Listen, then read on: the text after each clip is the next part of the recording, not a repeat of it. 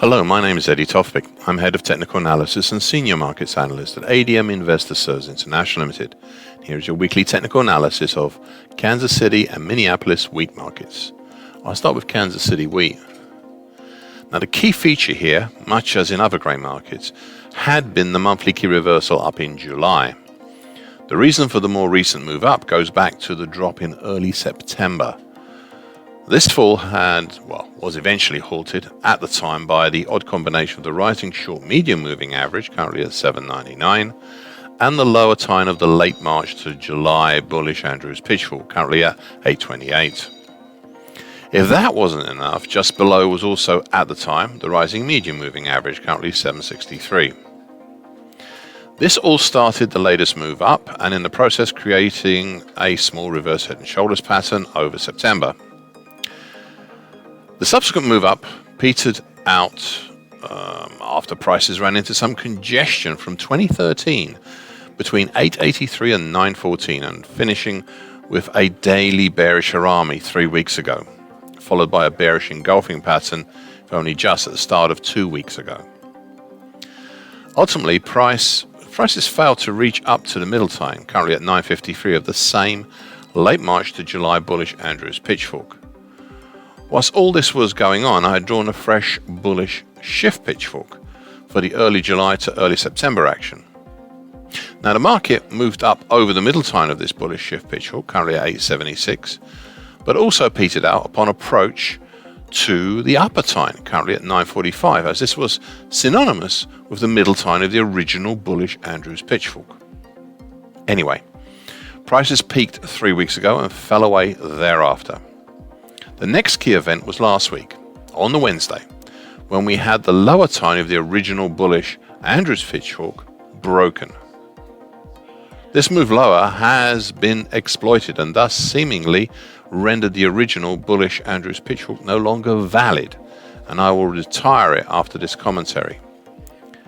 However, the action did not stop there, as prices then tackled the combination of the lower time, currently 807, of the more recent bullish shift pitchfork, as well as the rising short-medium moving average, currently at 799 even.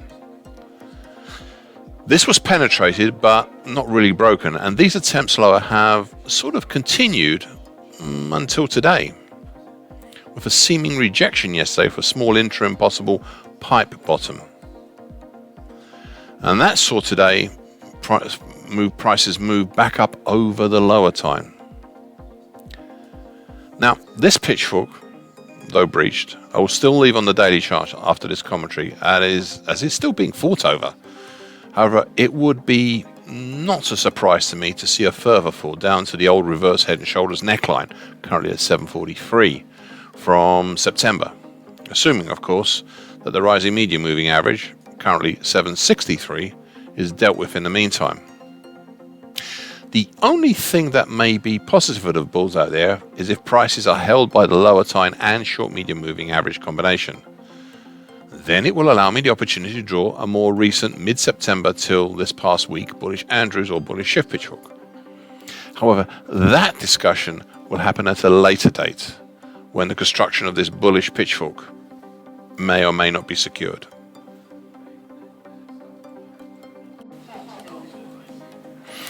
Minneapolis wheat. I have really admired this contract in the past. I still do admire this contract, as it was and is a great example of a series of brilliant technical actions. I've indeed repeated this same mantra now for months, literally months. Recently, we had started to see some fraying, considerable fraying in the long-term technical patterns that have been evident here. Well, they've been evident since early April. This never meant that these long-term technical patterns were dead. No, it just meant what I said, that they were getting a bit frayed. The key and supremely important pattern here is the December 2020 to early April bullish Andrews pitchfork. This pattern has run this market higher so successfully, and it was and is, after a fashion, still valid here, though you would have to allow for some of the aberrations we've had seen over the summertime, and also more recently over late October and going into November. The bullish incentive initially took an even stronger turn, piercing and closing over the upper time, currently at 1076, making a concentrated move higher. But finding the more acute bullish angle to be too much, and then decided to travel sideways for a bit before this week coming back down to rest, it seems, on the combination of the middle time, currently at 1002, and the short medium moving average, currently 1003.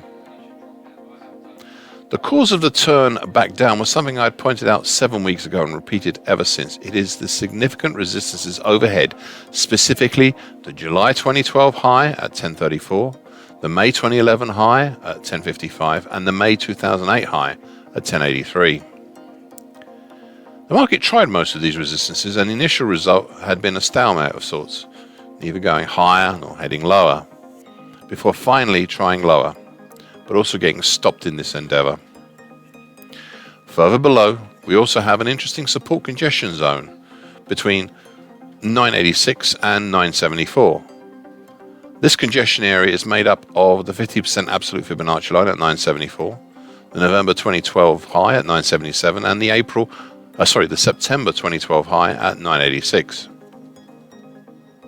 It will be interesting to see what would happen should we really start moving lower. However, I'll finish once again with my last words from 7 weeks ago and repeated ever since, and I quote, "All things come to an end. And perhaps, just perhaps, these recent actions are the first inklings that the original December 2020 to early April 2021 bullish Andrews pitchfork is heading that way." End of quote. Thank you for listening. This weekly broadcast gives the essential market patterns and consequences. Please be aware of the risk disclaimer posted with this broadcast. Copyright is Eddie Topic and ADM Investor Services International Limited. And here comes the final bit.